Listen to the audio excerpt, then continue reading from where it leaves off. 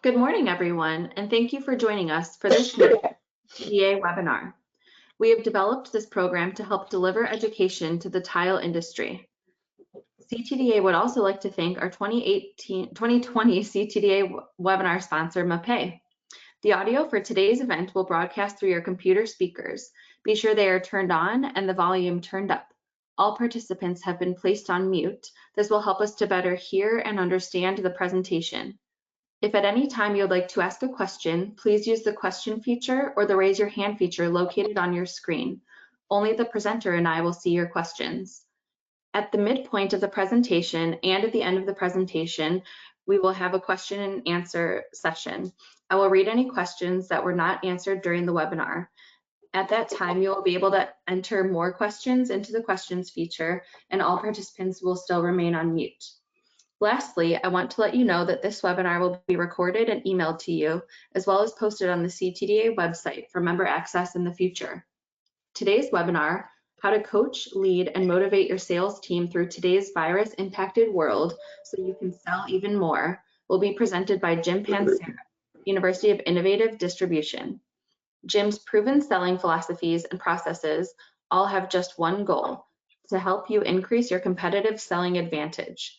With over 30 years experience successfully influencing and helping top performers such as yourself, Jim has also learned one additional and critical fact. No one except his mother is really interested in details about his personal successes, background, or credentials. So please help me welcome Jim Pansero. Well, thank you. Good morning, everybody. I hope as we are meeting and talking that you are safe and healthy and everything is positive with all this going on. But I'm excited that you're here. And what I want to do in the next hour is I'd like to share with you, as the leader of your company, what you could be doing through all of these changes to hopefully help your team be more effective and ultimately even to increase your competitive advantage.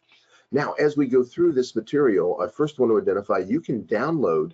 I know that you can download the workbook through the GoToWebinar application software here, but also, especially if you're watching on a recording later, and if you don't have access to the handout, this is where you can find it.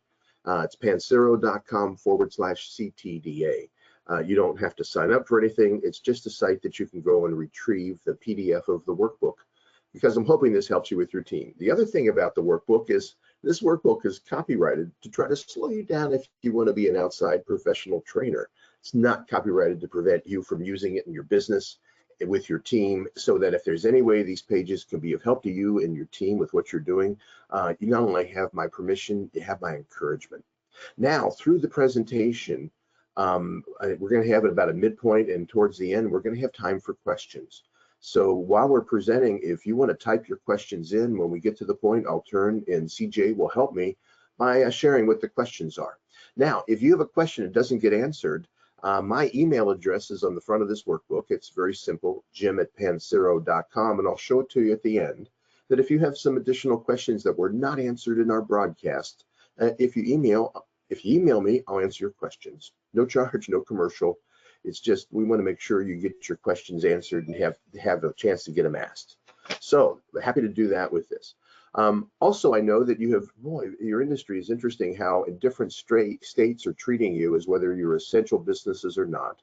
So now some businesses are open and trying to do the best with all the restraints they have, and others are still having to be closed down. So I know this is kind of a high change environment we're in right now. I think one of the things that's interesting to me is, as a consultant and trainer, I started my business really almost 40 years ago. In 1982, right in the middle of a major recession that was going on. My problem was I was so naive and unaware, I didn't even realize there was a recession on. I just thought it was my business that sucked. I didn't realize the whole economy did. So as part of that, I have watched in these different recessions or disruptions of the business. 2001 with 9/11 and that tragedy that occurred, 2008 with the banking crisis, with all these different things, I did watch a consistency. And the consistency is in what we can do about it or how you can handle it to try to make it into at least some kind of positive for your company and for your sales team. So we don't know where it's going. In fact, you could listen to this webinar in a few weeks from now as a recording, and it might not have a lot of relevance just because things are changing so fast. What I'd like to share with you is at least what I see it is now, based on what I'm seeing from my clients and from what I've watched from these past experiences that we've gone through. Now, you watching this, I am sure we have a full range of experience from people brand new in the business of just starting off, as well as people that have spent their entire life within this industry. So everybody's in a different position, and so I don't know that everything I say is even going to be relevant to you.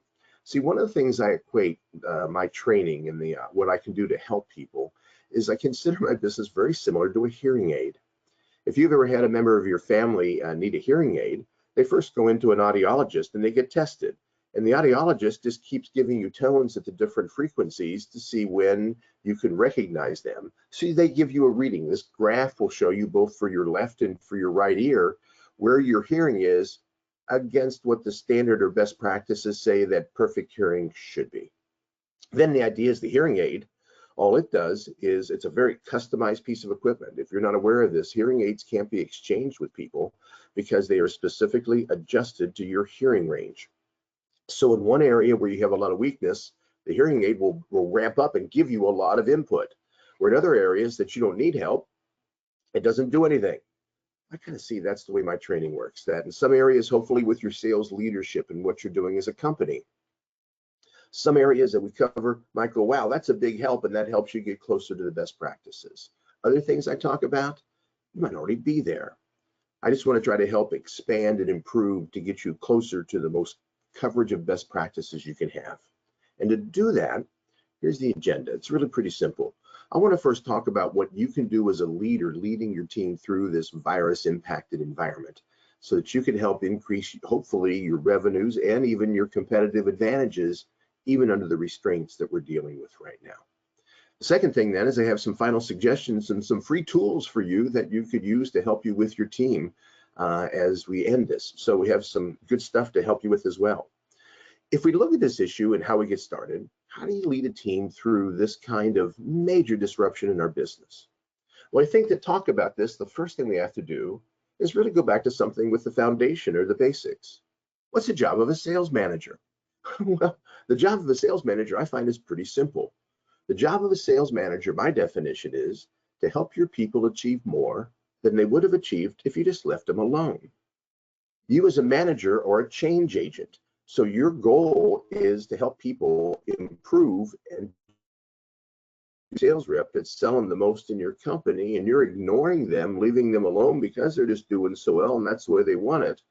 You're not really being a sales manager to that person because you're not helping them, even as successful as they are, you're not helping them improve. You can always get better. How are you helping your people achieve that? Now, the problem though is with that definition, how do we help people achieve more than they would have achieved if we just left them alone? The next thing to do is look, so where are you spending your time as a manager? Now, this visual is not in your workbook. This is something, as I was putting this together last night, I thought this might help in the explanation. Because this is one of the problems I see with leadership, is that we look at this list. Where are you spending your time? Even if we look before, go back to the beginning of March, before all this hit, and we weren't aware that this was going to be such a disruption. When things were going normal, where'd you spend your time as a manager? How much time did you spend on paperwork, administrative things? How much time acting actually as a sales rep yourself, calling on accounts? How much time problem solving, fighting for stuff to get done, expediting orders, dealing with actual ordering and all the other non-sales stuff that happens? The reactive part of being a sales leader. And then looking to say, okay, so how much time have you spent in the proactive areas, coaching and training your people on the selling best practices, leading your sales reps through account planning so they're more focused when they do go after an account, talking to your customers as a manager to improve your service with more of a future focus, saying, how can we get better? The challenge I watch is we have a definition most people agree with for a manager helping you achieve more than you would have achieved if we just left you alone. But then when we do an actual inventory of where the managers are spending their time, we find they're doing very little to actually be proactive to fulfill that definition of helping your people achieve more than they would have achieved if just left alone. Most managers, most sales managers really only focus on 4 things: special pricing, expediting, problem solving, and customer suck-up calls of, gee, thanks for the business, or please don't sue us. But this idea that the managers, it came out of the baby boomer, because you hired baby boomer sales reps because you assume they know how to sell. So the managers really became more support functions. My door is always open. Call me when you need me. The reality is, even before this virus hit, we saw a change happening in leadership, that the more effective organizations generating the more significant and consistent revenue success and growth was coming from sales managers, the leaders of the salespeople, that were more proactive than reactive. They were more initiators than responders. One of my best titles for my associate, I do a lot of presentations to associations that presented CTDA in the past. It's your Dallas convention, I remember. But within that, you get to work with a lot of different organizations and associations and get to see a cross section of people and what they're doing. And for most people, my most popular title in the programs is, we need arsonists, not firefighters. How do we get people to be more proactive instead of just reactive? So one of the first things I look is, how proactive are you as a sales manager, and how you're driving and changing where your people are and what they do. Because as a leader, there's some simple precepts of what we deal with. And one of them is, what are the rules of motivation? How do you motivate people to do something? Now, I know this picture is not very socially relevant because we don't have very good social distancing here, but at least they're all facing away from us. But there's 4 rules of motivation, of how you motivate an employee. The first rule of motivation is, you can't motivate anybody to do anything. Now, there's a reason for this, and the reason is, everybody's already highly motivated. If you're alive, you're motivated. The problem is, people are motivated for their reasons, not for yours, for their bias, their background, their culture, their experiences. All of these things that make them unique are what motivates them. So as a manager, we can't motivate anybody to do anything because they're already highly motivated. It's just the direction of their motivation not be what we want. So what we have to do as a manager, the key to this is, all you can do is create an environment for people to motivate themselves. So as we look at this as the leader of your company, simple question: how are you creating an environment for your people to motivate themselves? Especially with the environment we've had for the last about 6 weeks now. What's interesting is, every time I have watched one of these major downturns, whether it has been a national challenge of like 9/11 or the 2008 banking crash, or if it was just something that disrupted and had a major negative impact on an industry. But I watch that when sales reps have a major challenge, when there's a major disruption, when there's a down market, sales reps change. See, I find sales reps, and I'm one of them. I've been selling. I just celebrated my 50th anniversary. This is officially old. I just celebrated my 50th anniversary of having some kind of sales job, because my first sales job was in September of 1969. And I've been in sales, I believe, ever since then. And what I've watched happen is, salespeople, and I'm one of them, we tend to be high energy. So if things are going really well, we have a lot of high energy and we're a lot of positives and everybody's up and energized.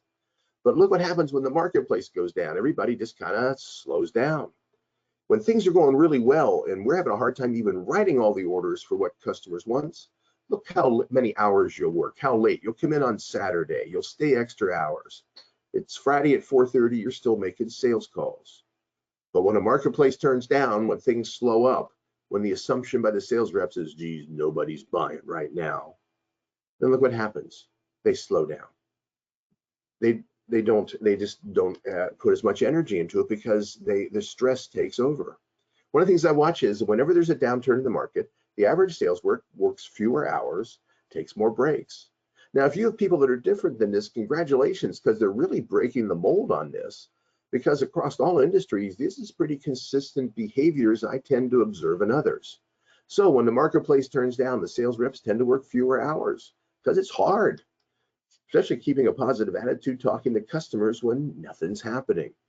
Or everything's disrupted, like distribution. So even when customers want something, the sales rep has a hard time getting it to them. They also will tend to focus their efforts on the simpler stuff, on the smaller, easier accounts, the ones that they're most friends with. That's where they spend all their time, because who wants to take a risk in a down market is kind of the mentality of a lot of sales reps. The other thing I find is amazing, and this is something as a manager to watch for, is that sales reps, because so many of their friends they consider are their customers, that when marketplaces turn down, sales reps tend to tell their customers exactly what's going on. Just last week, I was doing a coaching session with a team of salespeople. They were distributors, distributing stuff, and one of the sales reps actually told a customer, when the customer said, "So how are things doing?" And the sales rep said, "Oh God, things are so bad. They really suck right now. Nobody's buying anything." And the customer's response was, "Well, thanks for the advice." Now, we're not talking about lying or this puffery that's going on that's unrealistic, but we can still talk positive.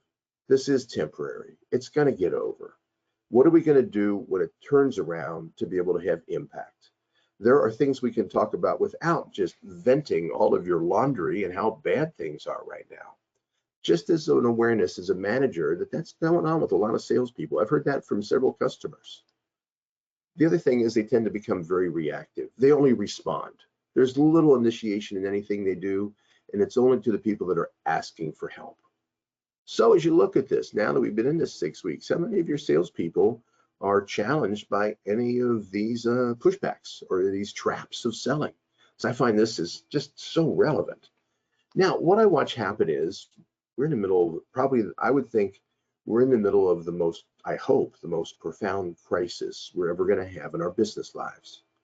This is much more disruptive and much more significant than 9/11 was, except for the people in New York where the accidents happen. But like, especially in the Midwest, this is much more profound because it's affecting everybody. But what I watch happen is if we look that there is this crisis disruption in business, looking back on past crisis disruptions in business, there's some consistencies that I watch happen. I watch that there's 5 phases that a crisis goes through.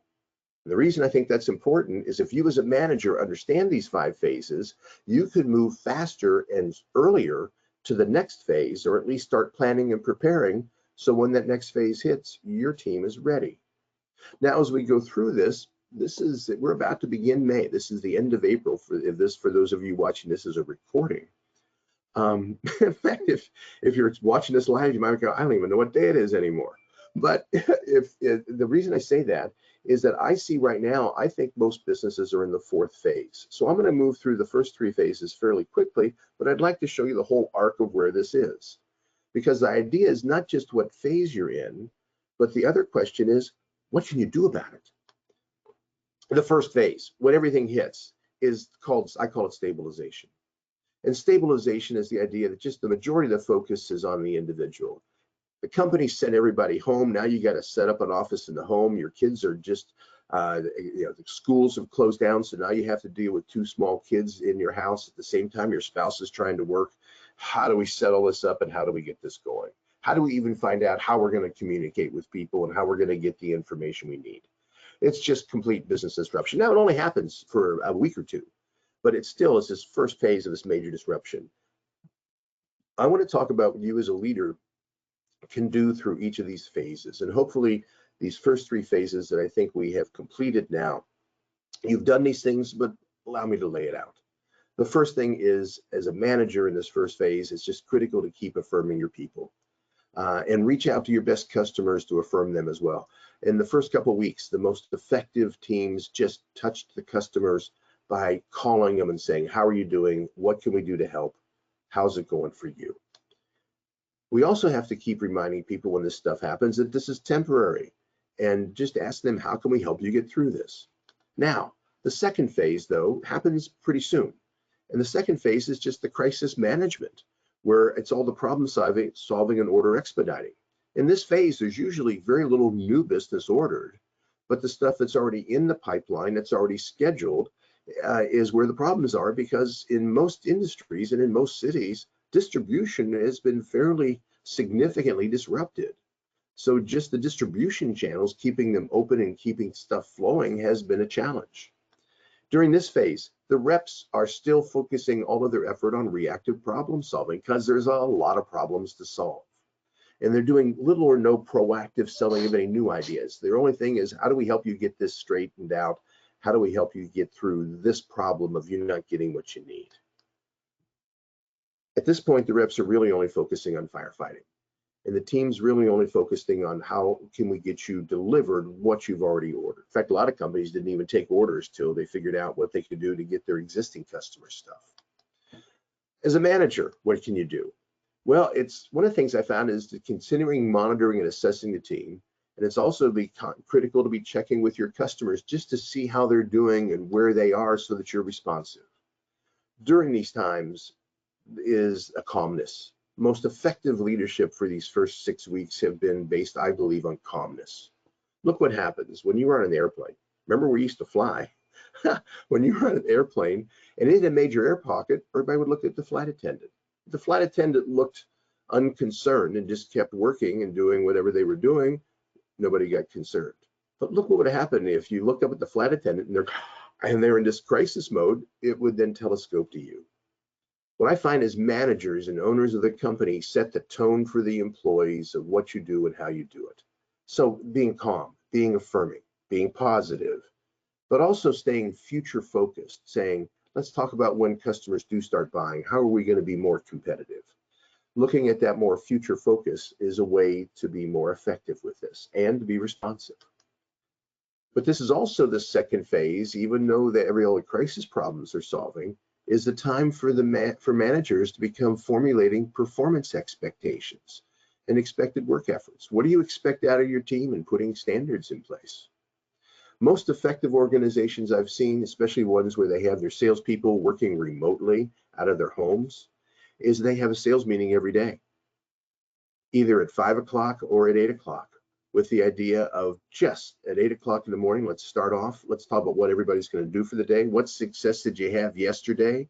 Let's talk about what's working, and let's have a plan of what we're going to do today to be more effective and hopefully increase our edge, even though things are still disruptive. It's this idea of pushing the team to be more proactive and to stay connected with them. My daughter, who works in Chicago, and she deals with a company, and she manages a team of outbound sales reps that are basically calling customers, selling by telephone. And the problem she has is, I would say of the 12 people reporting to her, all of them had been in sales less than 4 months in any job. They were all new. So now all of a sudden this happens, and she has all of her workers scattered working out of their homes. They're young people, so most of them in very small apartments or living with their parents with a lot of noise and all sorts of other stuff. And so she found that she had to have 3 sales meetings a day with them. They met at 8 o'clock in the morning to make sure everybody was there and talk about what they were going to do. They met at noon to have a social celebration time. She would show sometimes funny movies or have one of my friends that was an inspirational or motivational speaker just share some words, but it was more a relaxing visiting time for a few minutes. And then at 5 o'clock, they debriefed on the day. Now, because she had such a rookie staff, she said that was the only way I held it together these last several weeks. What level do you need for your team? So even experienced people, this idea of one a day, I think is still very relevant and effective, even though we're later in this process. The third phase of the crisis then is when everybody's just trying to get back to work. How do we get you to work and productive? This is order fulfillment is continuing on a best effort basis. It's been amazing how so many of the distribution channels have really been weakened or collapsed through this, and how difficult it's been just to get materials and supplies in a lot of industries of my clients that I hear. During this phase, this is when the sales management needs to make sure they're becoming much more organized in communicating worker expectations. What are your having daily meetings, as I mentioned, pushing for a full day of work, establishing daily work goals and talking points. So when the sales reps call the customers, these are the talking points we think are best to communicate at this time. Especially when we realize that you have a lot of workers with 2 small kids at home that they're trying to educate at the same time they have a spouse also trying to work. But one of my friends says the bedroom has become our conference room because that's the only place farthest away from the kids when one of us needs to do a Zoom call. The idea of this manager managing and paying more attention to being more proactive, of helping the salespeople achieve more than they might have achieved if you just left them alone. This is also the time to be pushing your sales reps to be more proactive in their customer outreach. Most did it in rings. As soon as it's hit, The sales reps called their most important customers and were really actively talking to them, but didn't do much with the others. After a couple of weeks, they usually moved out to the second ring, talking to people. Now in this third level of this crisis, it's now getting to all the customers. What can you do to have your reps be more proactive in their customer outreach? Not to sell, but just to connect. How are you doing? How can we help? Are significant and very positive communicators in this environment. What can you do as a manager in this third phase? Now, there's some might be still in this. I think most have moved on to the fourth. But the third phase is it's critical for you to continue the meetings to maintain the customers, to maintain your team's attitude and positive energy of what's happening. Share what's working. It's interesting when I talk to my peers, I'm a sales trainer, as I talk to other sales trainers or other people that are professional speakers and consultants. It was interesting how many of them just made the assumption nobody was buying and nobody was talking about anything. Boy, I found last several weeks staying on the phone and dealing and reaching out with my customers, following these paths that I lay out for you. It's been interesting how many people have wanted to talk. Now, I've had several say, I have no budget, we're not buying anything, but they're interested in talking about when things turn around, what are they going to do different and how could I help? The idea is this is a time customers are open for communications, especially when you say the future focused level of what's happening. What are you doing to make sure your people are participating in that? Because this is the time in this third phase to ramp up calling volumes and customer outreach efforts. How many contacts a day do we expect each sales rep to be communicating and who are you going to talk to? It's a time to begin also planning what your selling efforts are going to be and how you can use this disruption to help your business. Having been through a number of these, when this first hit in the first week where everybody was kind of in crisis mode and that stabilization mode, I was talking to a lot of my clients and I would just ask them because they were panicking, they were in crisis going, oh, we have no idea what's going to happen, no idea where this is going to go, no idea how it's going to work with people even trying to do their jobs from home and still getting people materials and all the normal stuff that we all had concerns about. And I asked my clients, I said, so, okay, here's the question. Do you have the financial resources that you're going to survive this and that you're going to come out on the other side? Now, for a couple, the answer was, we don't know. And that's a whole different path of action that needs to happen. In fact, if you're in that things are really crisis and this is endangering your business shutting down, call me. I'll answer your questions. There's some things and ideas I've seen others do that might help, or at least help minimize the damage. But most I talked to said, yeah, we're going to be around. Then I said, okay, then how are we going to use this disruption as a way to gain a competitive advantage? One of the ways I've described it is like this whole virus shutdown process has been like we're all in this big national NASCAR race. And the race has been stopped because of rain, and it's not going to start till tomorrow morning. So you've got all night in the garage with your car.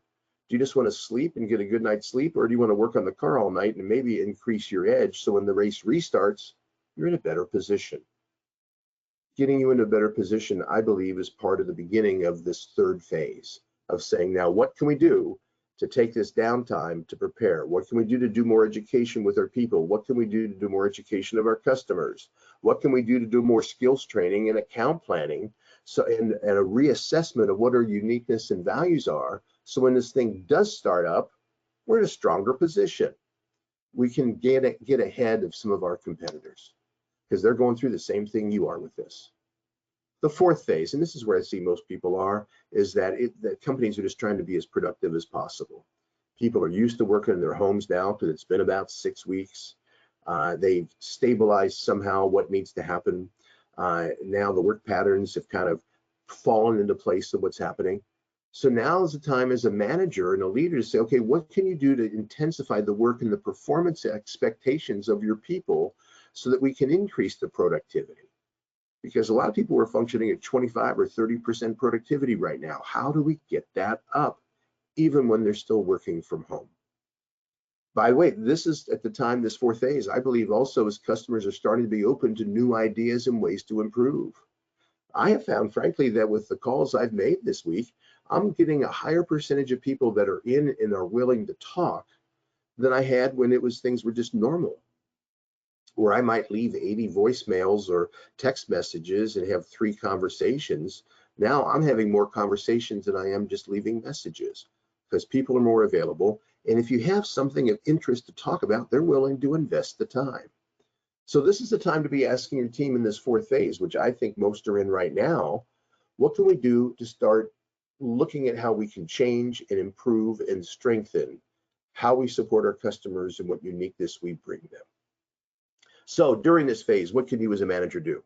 I believe this is the time you need to actively plan for what your team's selling efforts are going to bring. What's going to happen? It's pretty clear. Everybody I talk to sees it's going to be a new normal. It's not going to be the way it was before. Let's look at it. I knew it was going to be a new normal back March 16th. I published 4 videos a week on all the social platforms, 3 new ones and a repeat every week. And my Wednesday, I think it was March 16th or 13th, whatever that Wednesday was, Tuesday night I looked, and the next video I had prepared and set up to be posted talked about how you as a manager need to get out and ride with your salespeople, get in the car with them, get in the face of your customer. You got to touch your customers if you truly want to have leadership and have visibility of the uniqueness of your brand. Look how that's not relevant.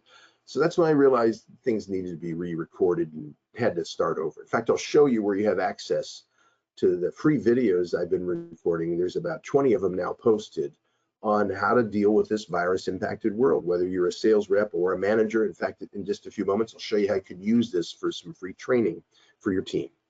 But this idea of what are you going to do different? What can you do to bring new solutions or products to your customers because we're moving towards this new normal? This is the time also to be doing training and coaching. The hearing aid idea, what skills do we need? Because I'm going to show you a list of skills in just a moment I believe you need to be working on. But one of the things I find is rather fascinating about that is that in most organizations, this was stuff that you need to be doing before the virus hit. These are best practices of any kind of selling and managing in a competitive environment. It's just now the more critical need to get closer to these best practices. So what can you do to do coaching and sales skills training?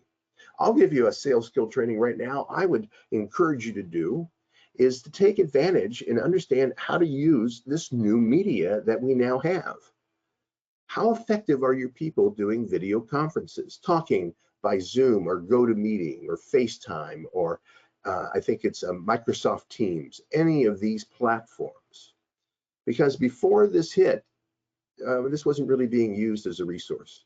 In fact, for 6 months prior to this happening, because I've been doing so much video posting, I saw the power of having video conferences, of getting your senior managers in front of customers by using Zoom or one of these video chat conferences. And I was having a hard time getting anybody to do that. Did you see that before the virus, Zoom had an average of 10 million visitors to their site a day before the virus impact? Now, afterwards, they're up over 200 million viewers or participants a day, because now all of a sudden everything's going online. Everything's having to. Now we need to meet with our customers by video. The problem is most people have no video skills. If you look me up on LinkedIn, and it's also going to be in the video clip, yesterday I posted a video, it's only about 4 minutes, on how could you improve your Zoom or your FaceTime or any of these video conferences? How could you look more professional? Because look what we have now. Projecting by video is now part of our brand. So how professional does your brand look when none of your people really know how to use anything about video? Even the guy on the national TV forgot to put his pants on. I mean, these people have no skills with this because it's such a new technology. That might be an area to consider of training just in and of itself. The fifth phase, and I think it's what we're starting moving towards, is the fifth phase is when things start to return to normal, though it's a new normal, because it's not going to be the same. I doubt if your customers are getting excited for you to say, hey, why don't you come down and let me take you to a football game or a baseball game, and let's spend some time among thousands of people as a bonding opportunity. Or to be able to say, hey, I want to go out and ride with your sales reps for a week and just meet in front of the customers. I don't think, eventually I think we'll get back to that. I don't think that's going to happen for a while. So how do you replace that kind of coverage with something else like video so that you still maintain the presence with your customer even though you can't physically be with your customer like you used to. How are you going to use this reboot to reestablish and refocus your business and your positioning and the values that you bring to your customer? This, to me, is the major opportunity we have with this. So what can you do as a manager with this? Well, I believe this is the time to be working on your competitive advantage and differentiation, because it's going to shift as this stuff restarts. How can you increase your competitive edge? Here's the areas that I believe are so critical. What can you do to have a stronger message of uniqueness? Here's the problem. I ask salespeople all the time, you're the third vendor I've talked to this week. Why based on all the competitive options available to me? How is your team answering that question? It's a question I've asked for a long time if you've ever heard me present. And this idea of why based on all the competitive options available to me do I want to buy from you? The problem we had is during the baby boomer era of sales leadership and salespeople, each salesperson prided themselves on having a unique approach or a unique selling language. So if you had 5 salespeople on your team, each of the 5 were doing it completely different. But that was viewed as being independent in the old days. That was why we hired you. You knew how to sell, you had your own style, we'll just get out of your way and let you make money for us. That was, though, very inefficient. What's happened is we've moved more into the millennial mode today of what we need from our salespeople. The volumes and the efficiency that we need for the numbers that need to be produced say we can't be that creative reinventing ourselves for every customer that we go into. Look how many salespeople used to go into a customer and say, what do you need? What keeps you awake at night?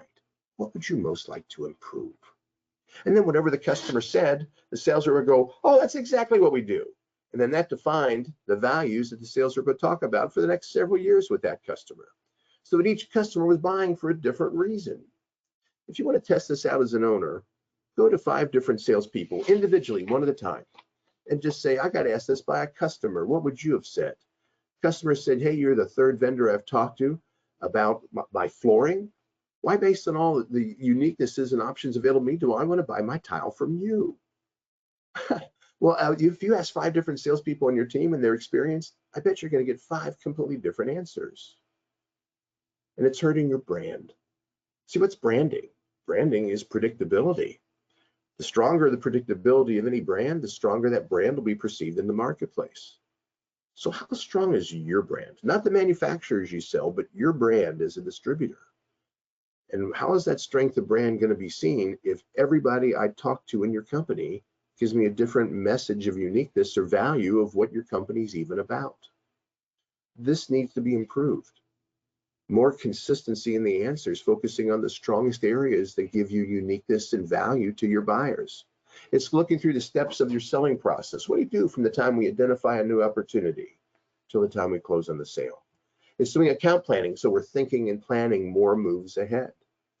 If you've heard me present, one of my favorite stories is to say that most sales reps are like the Halari bird. Ever hear of the Halari bird?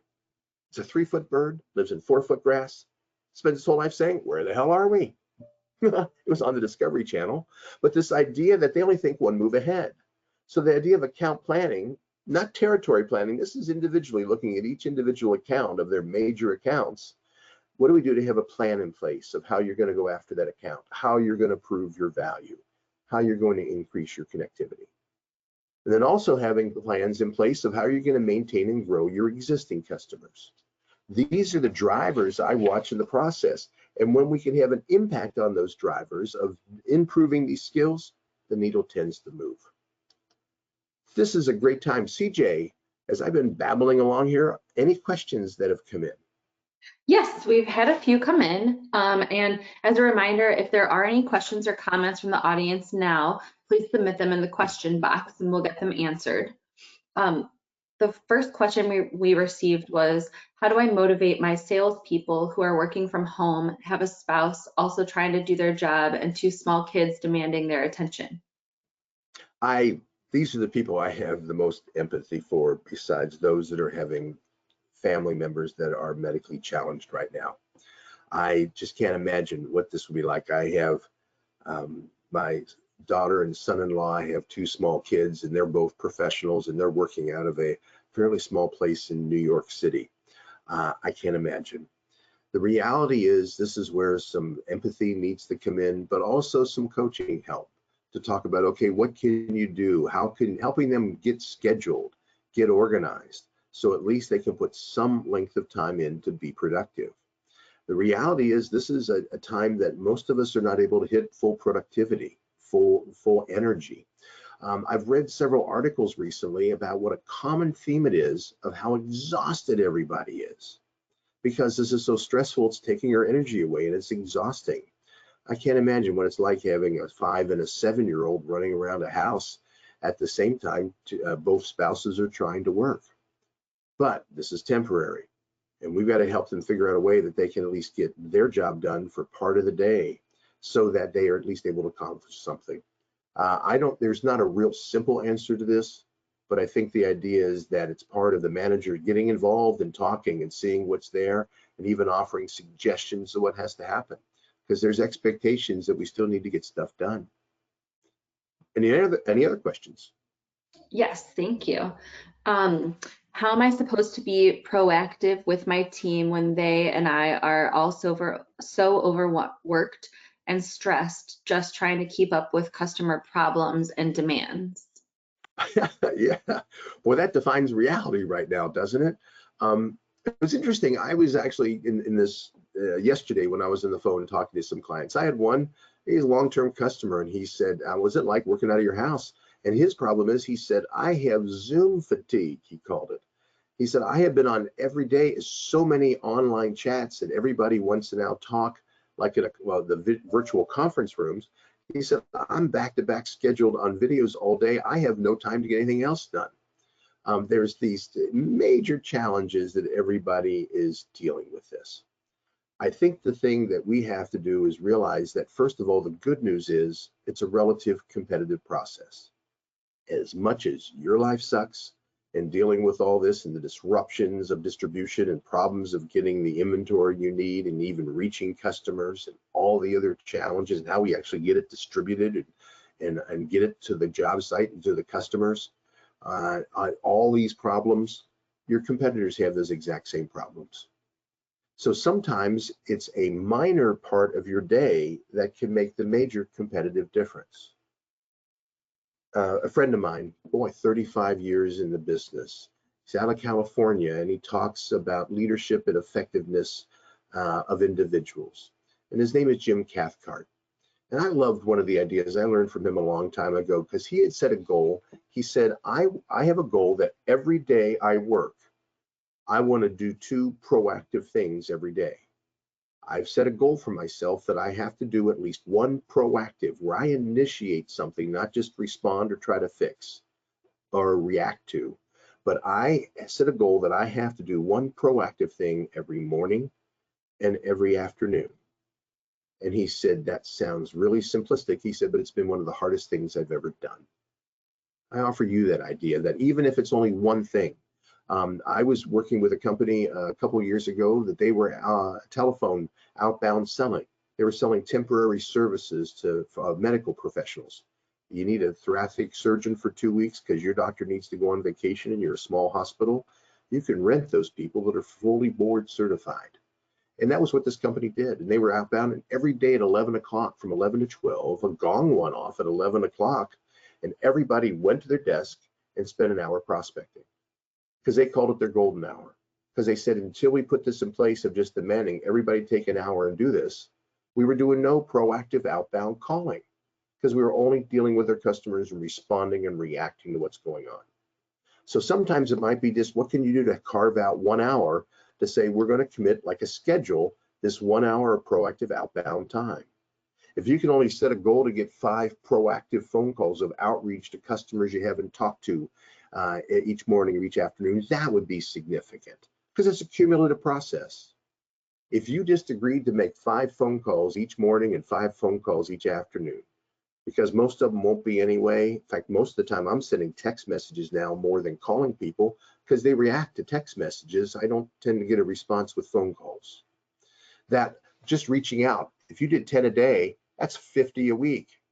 With what's going on, if we would have done this over these 6 weeks, you would have talked to 300 customers just by taking these small bits of what happens. It's carving out small pieces to be at least do something each day to be able to make it a longer term success. Hope those ideas help. Is it okay to get back into the material? Yes. How about, and if there's any other questions, by the way, please, if you have any other questions as you're listening, please type them in. We're going to take we've got about 16 minutes left, and we're going to take in a little bit of time. We're going to have a second round of questions as well. And I also remind you, I'll give you my email address at the end. If you have any questions that weren't answered, if you email me, we'll get you an answer to this. So as we continue through this, so what can you do, spending the rest of our time, what can you do as a manager through all of this? Not looking at the individual phases, but just in general. Through any kind of challenge, one of the things I find is most effective for leadership is this is the time to increase your communications and your connectivity. During crises, most businesses stop talking because they don't have all the answers and they don't want to give an answer until they know everything. So they stop talking. So at the same time, management slows down their communication. The workers in crisis and the customers in crisis are demanding more information. Look how effective and impressive the governor of New York was of going on. I think it was, I'm sorry, the mayor of New York City was on, of going on. I apologize if I forget this, but in New York, that he did a press conference every day just to make sure he could answer everybody's questions. So there was no crisis of news at any time because there was this constant flow that he increased the communications and outreach to make sure that he could answer as many questions as possible to keep a calmness to at least what's going on, even though they were in the middle of a crisis. The second thing with this is to stay and talk positive. As a manager, there is going to be so much negatives you're going to hear. What's going to be your attitude? Now, we're not talking about being a fake plastic, oh, life is perfect, what's wrong with you type of thing, but to be talking about, okay, yeah, things are tough right now. How are we going to sell our way out of this? It's letting your sales reps vent their frustrations and ventilate to you, because if they don't to you, they're going to complain to their customers. And it's keep reminding everybody this is temporary. We're going to be getting back to a normal. It's going to be a new normal, but things are going to return a lot better than what they are right now. But this is also a time to be pushing and affirming your people into being more productive. See, one of the realities is it's really hard. There's some studies that have shown it's really hard to be depressed and busy at the same time. So there's a concept that says to keep your people from getting too depressed, we keep them busy, because the busier you are, the less likely you have any time to be depressed. Now, what can you do just to try to help your people move forward on this and to be more effective? And part of that is you just saying, okay, what do we do to increase our calls? So what they did 2 weeks ago shouldn't be acceptable performance of what you need for a week from today. The other thing to do is this is a great time to increase your customer communications. This is where this video opportunity exists. 3 months ago, if you would have set up a video conference with one of your customers, there's a good chance they would have said to you at the beginning of the call, so you were too cheap to get on an airplane and come see me? I don't think that's a problem today. So now, because we're doing more outreach by video to our customers, how are you using that as a competitive advantage? Because now, because we have the customers comfortable with this video connections, that means it could be more than the sales rep that's talking to these customers through this video connection. One of the ways I describe the changes of what it was compared to, I think, what it's going to be, is I would describe it as like a gun. Apologize for this such an aggressive example, but as a gun, where before our whole selling philosophy was we gave our people rifles and the salespeople with one single bullet could shoot a customer. It was a sales rep. They were the bullet. So they would go in and do all sorts of things for the customer and have all kinds of impact. But in most cases, the single gun fired by the sales rep was the only bullet that was reaching the customer. Well, we have minimized the impact of that because the sales rep just can't go out and live on site with a customer anymore, at least for the time being, like they used to. So now I believe success in business is to use a shotgun approach, where one individual BB is not going to have the dramatic impact, but it's going to be the cluster of BBs that do. Okay, your customers are comfortable talking with video. So why are we having more than the sales rep talk to that customer by video? I believe every one of your senior executives ought to be laying out some time each week to just get on in front of their laptop and just reach out and talk to some customers directly. Now, if you want to have your sales rep there, that's fine. But the conversation isn't about solving problems or expediting orders or invoicing challenges or any of that kind of stuff, the day-to-day work. It's a time for you as an executive to talk to your customer executive of what's your business going to look like when this is over? What do we need to change and do so that we can be more effective and a stronger partner for you when things change? This is the latest we're hearing. What are you hearing? It's that executive talk kind of level of getting your executives out in front of the customers. I believe every senior executive in your company right now should be doing at least an hour of some kind of web connected conversations with customers, 10, 15 minutes at a time, to be able to outreach and get yourself present to impact the customer. By the way, the conversation needs to stay positive, tactical, and more future focused to be effective. But this is a time to change the way we're selling. And one of those ways we can do that is by reaching out to the customer with more people than just the sales rep or the immediate manager that's responsible for that rep and that account. There are 4 tools I believe that you need to work on to be more effective in what you're doing. And the 4 tools that we're talking about is, the first one is, I would really encourage you to work with your team, even experienced reps, on their questioning skills and their control of the sales call. Most sales reps are only used to this longer time where we went out and was in front of a customer. Now there's a good chance your major selling efforts are going to be by telephone or by video. How are you going to change the way to do that? Conversations need to be shorter. There needs to be more structure to the call, or else the sales rep is likely to lose control of the call. We need to work on their questioning skills. Because of this environment, the more concise our questions are, the more effective we're going to be. Just because you got senior salespeople doesn't mean they have these skills, because these skills have now been dramatically changed and have been compacted because of the reality of the phone and video environment of selling that's become so much critical for us to get our jobs done. Second thing is, what is your message of uniqueness? Why do I want to buy from you? This needs to be clarified and strengthened and reminded of customers. The third thing is to identify what is your new business process. What's interesting, we're going to do high technology here. If I draw out a visual,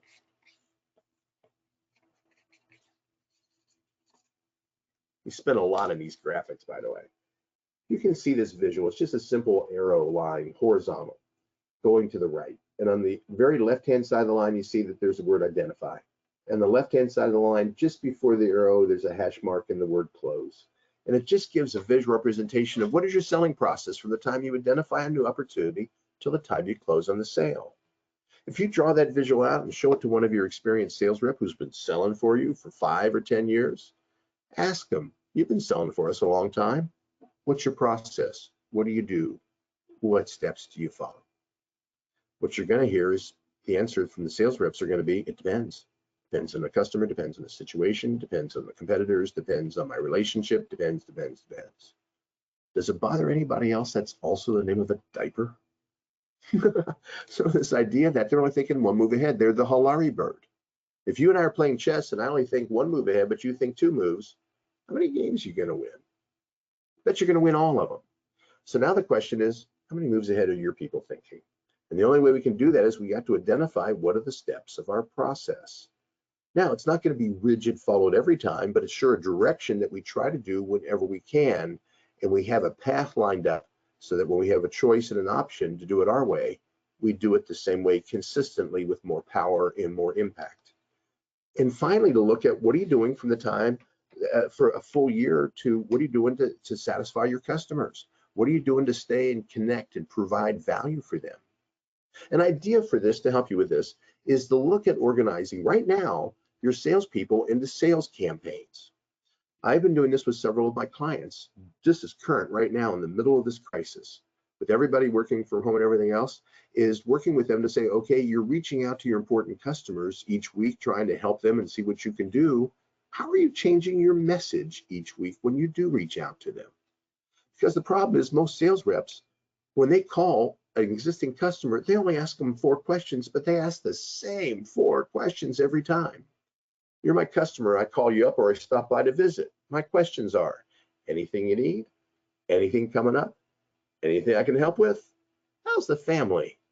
And those 4 questions repeated over and over again, sales rep walks away saying that was a successful sales call.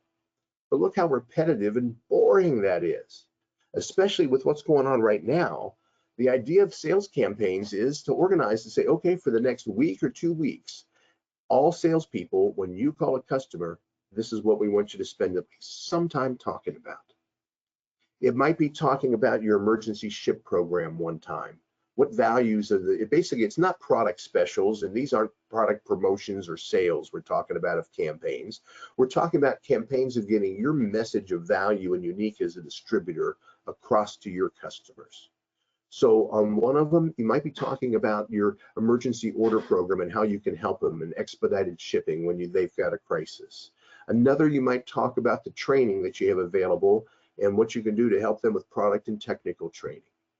Another one might be talking about how to do return policies or how your credit is changing, credit policies are changing because of these times.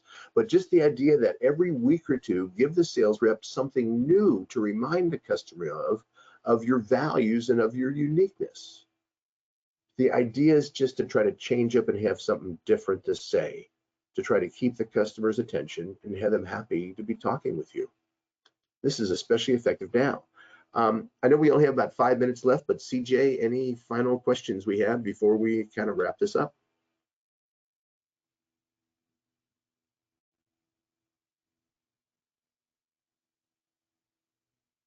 I can make some up if you like. We'll come back a little bit later. That's all right. The mute button is a very powerful tool, isn't it? I was on mute and I didn't realize it. We did have one. When I call my customers, I'm told we're not buying anything new right now. How can we sell to buyers who tell us they aren't buying until things improve? I think it's a very valid point. In fact, that's where I find most of my customers are right now.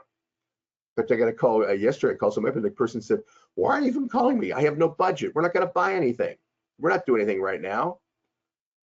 And I said, okay, so how are you getting ready for what's going to happen? And is there anything I can do to help you get ready for that?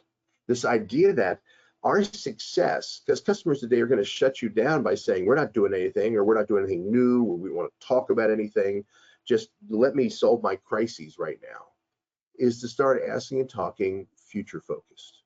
What's going to happen when things improve? How do you see things changing when things get back to normal? What can we be doing to be of more help that you change the way you sell? What do we see are the new social distancing requirements and all the other things that we're going to have as part of our lives, I bet, for the next few years? How is that going to change the way we sell and support you? How do you want us on site helping your team? These kind of questions, talking future focus, because right now, under crisis, the most critical thing is to make sure the customers are talking to you and not your competitor. So even doesn't have to be something to sell them. If we're talking about what the plans are, what directions, and giving them ideas of how things are going to be changing and improving, then look at that power. One of my clients is a furniture manufacturer. And so right now, nobody's buying anything, but their whole conversation with their dealers and distributors is talking about, let's talk about what we think the new office environment is going to look like when things return. And they're even putting a bunch of instruction sheets and ideas together with the idea that the distributors will go to their customers that have already bought furniture and already have installations and say, let's talk about how we can retrofit your location to this new virus impacted world of social distancing needing to be productive. The idea of just having something to talk about them, and the key to talking is let's stay future focused.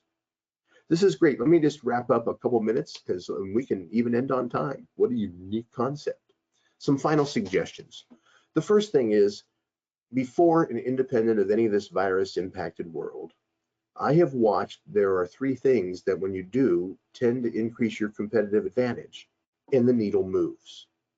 I find these 3 points are even more critical in this virus impacted environment, but they were still relevant before. What do you need to do to gain a competitive advantage? First thing is what we talked about is have a stronger message of uniqueness that is consistently delivered and affirmed by your entire team. The second thing is to have defined and follow best practices. What are the steps of a sales call you want your team following? What is our ID to close process? How are we going to do account plans on our most important customers? What is our plan to maintain and grow the business from January 1st to December 31st? These are all structured, multiple step best practices. What can you do to put more? Selling today is becoming much more paint by numbers.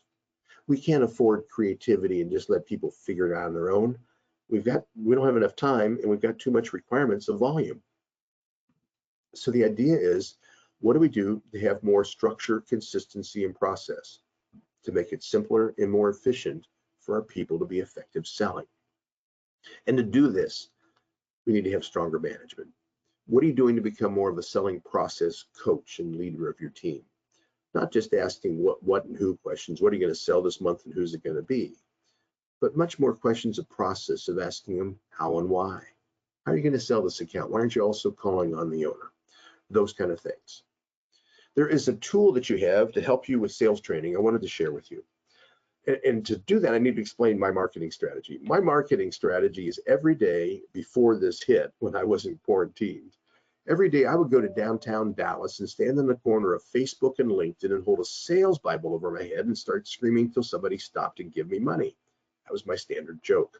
But the idea that I'm posting all these videos online to get visibility and to get my name out and to start conversations with people, and frankly, it works.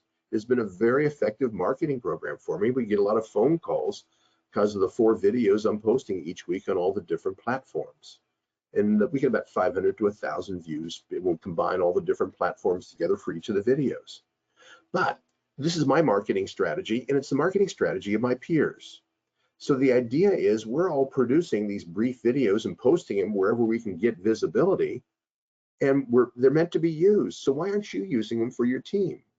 And the idea is you take these brief videos, only a couple minutes video long. We're talking about brief video clips.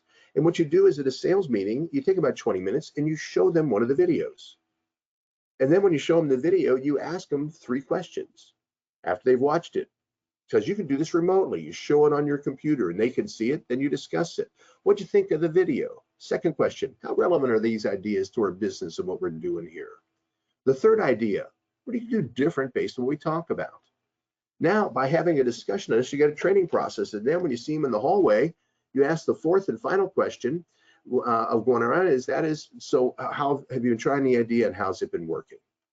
Now, by doing this, you've got an ongoing training process. So each week at a sales meeting, you could take 20 minutes to do training. I've got 500 videos I've posted on YouTube.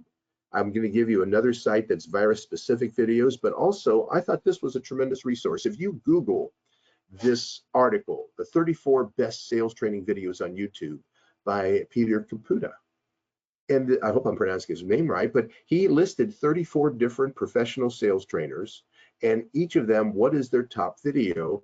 And they're all free videos for you to have access to. I was very honored. I was number 10 on their list because I've had a video now, I think it's up to about 85,000, called Your Price is Too High, 7 Steps to Defending Price. It's a 9-minute video.